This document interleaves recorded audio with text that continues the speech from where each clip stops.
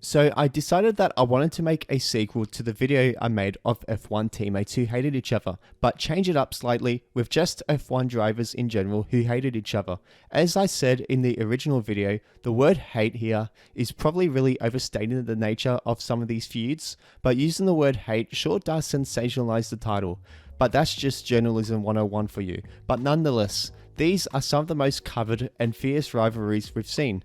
If you want to watch the original video now, do so now, and check out some of the most hateful rivalries with the link at the top right of your screen. But otherwise, let's get into things. PK versus Mansell. I gave this feud an honourable mention last time, but the feud between Nelson Piquet and Nigel Mansell got really personal. Piquet made his F1 debut in 1978 and Mansell 2 years after that. Although it wasn't until the 1986 season where Piquet made the switch to Williams, becoming teammates with Mansell who had joined the previous year. Piquet was seen as superior at season start, and didn't even consider Mansell to be a threat. Throughout the year, the two drivers battled one another so ferociously that they cost one another points multiple times, which ended up ultimately costing both drivers as Alain Prost won an unlikely championship. Piquet and Honda were pissed off at Williams, but in particular Patrick Head at the conclusion of the final race in Australia for what they felt was giving Mansell first preference. 1987 would have another year of heated battles in store for fans. The British Grand Prix in particular was an insane battle where Mansell clawed back a big margin to overtake Piquet late on and win. There were many close battles like this once again, but Piquet had the last laugh winning the championship after Mansell crashed in qualifying for the Japanese Grand Prix, suffering injuries to his back and ruling him out for the final couple races of the year. Piquet, in only a way he could, rubbed it in, quoting his win over Mansell as a win of intelligence over stupidity. Even when Piquet left Williams at season's end, he still showed bad blood towards Mansell, calling him an uneducated blockhead and even calling his wife ugly. Piquet had to take those remarks back as Mansell threatened legal action over the nasty comments. But both Mansell and Piquet seem to have patched things up a bit, both appearing in an interview together in 2013. Cena versus Piquet. This rivalry stems from both drivers being Brazilian. Once again, Piquet wanted to make things personal, being the sort of character he was, giving no shits for anyone. Before Ayrton Senna came into Formula 1, Piquet had become a double world champion, so you could imagine that the new kid on the block would have made him very wary of the young Brazilian, especially with the talent Senna possessed. Piquet mainly resulted to light jabs at Senna off track early on, but towards the late 80s, where Senna became F1's golden boy, being hugely popular with fans and media for his charismatic personality, this was when Piquet started to intensify his resentment towards Senna, like calling him a Sao Paulo taxi boy when Senna won his first championship. The exchanges became so bad on both sides that the two drivers even hired lawyers, such was the intense nature to the exchange of barbs. One that stands out was Piquet accusing Senna of not being sexually attracted to women, with Senna replying that he had relations with Piquet's to-be wife. In terms of on-track performances, Senna would equal Piquet's feat of 3 World Drivers' Championships, as Piquet would only finish in the top 3 of the championship standings once after claiming the 1987 title. Even after Senna's death, Piquet was asked if he or Senna was the better driver. Piquet responded with, "I'm alive." Oof. Definitely a toxic feud to the very end. Schumacher versus Hill. One of the most bitter rivalries of all time for sure. Two drivers who, although started off in the sport at a similar time, were at different stages of their life age-wise. Michael Schumacher being a young prodigy and Damon Hill making his F1 debut in his 30s. The feud in 1994 may have had a hugely climatic ending, but there were shots taken by both sides at one another. Throughout the season, Schumacher spoke of his lack of respect for Hill, that he was a hugely inferior driver to Senna, who died in Imola earlier in the year, while Hill accused the Benetton, which Schumacher was driving, to be illegal, and the pair would have frequent exchanges like this in the press. But as we all know, the championship came down to the final round in Adelaide, with Schumacher ahead, but Hill was just a point behind. Schumacher looked to have damaged his car going wide on lap 36, and turned into a fastly approaching Hill, which forced both cars to retire. Schumacher won the championship, but Hill would still show bitterness on the track in later years and at moments well after his career ended, despite winning the 1996 F1 championship, which you can't really blame him for in a way. But he has also praised Schumacher for being an all-time great and did actually visit Schumacher in hospital when Schumacher broke his leg in 1999.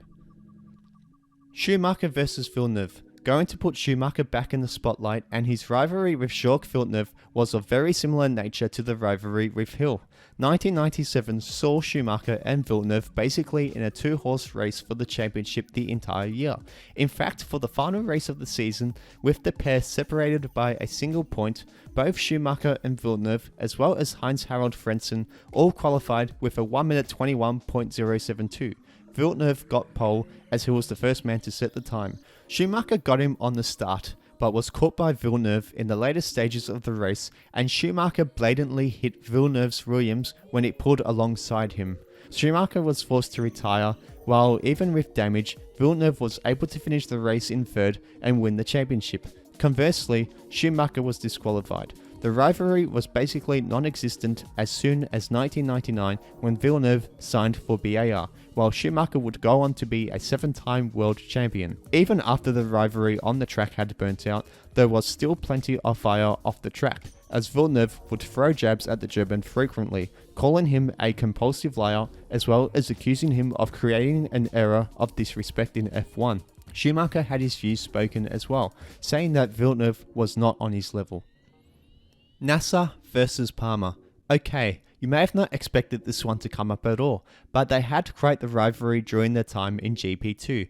The rivalry didn't really begin until 2013, where Jolyon Palmer joined Felipe Massa at Carlin. The pair had a couple of coming-togethers during the season, notably in Spa, where Massa collected Palmer at La Source. Massa had the better year, finishing 4th compared to Palmer's 7th, making it back-to-back years where Massa beat Palmer in the GP2 championship. 2014 saw the rivalry go up to another level, with the pair now both championship contenders. Palmer ended up winning the GP2 championship as Massa eventually slipped down to 3rd.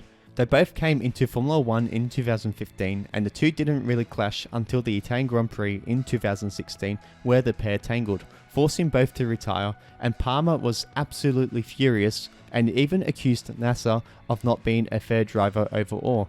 Massa was displeased with Palmer as well, believing that he was at fault. In 2017, with Massa now being out of the sport, a naughty tweet regarding Renault's post about Palmer was posted on Massa's account, suggesting that he should not be on the grid, with Massa insisting that he did not tweet this and that an unauthorized user got into his account. Hunt vs Patrese. And this one wasn't stemmed from an on-track rivalry, but rather an accident from the 1978 Italian Grand Prix, which unfortunately caused the death of Ronnie Peterson. The death of Peterson shattered James Hunt for a very long time and put the blame on Riccardo Patrese, who already had the reputation for being a reckless driver early in his career. In fact, many drivers blamed Patrese for the accident, and a catalogue of drivers threatened to pull out of the US East Grand Prix if Patrese was not given a race suspension. Promoters fell to the pressure and made the move to ban the Italian driver. Even when Hunt retired and became a commentator, he would berate Patrese all the way until his untimely death in 1993. This feud was very much one-sided, and I personally think it was very harsh for Patrese to suffer from what I view as undeserved slander. Verstappen vs Leclerc. Max Verstappen and Charles Leclerc may get on relatively alright now in F1, but it was not always like this, especially in their junior days.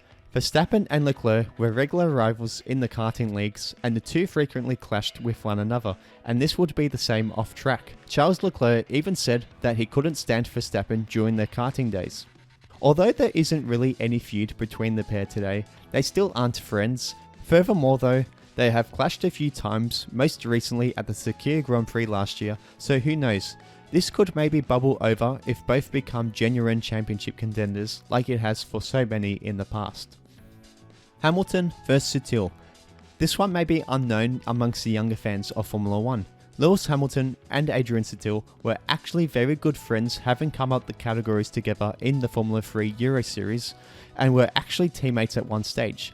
Very successful teammates I might add too, with Hamilton claiming the 2005 Formula 3 Euro Series Championship, with Sutil also finishing runner-up.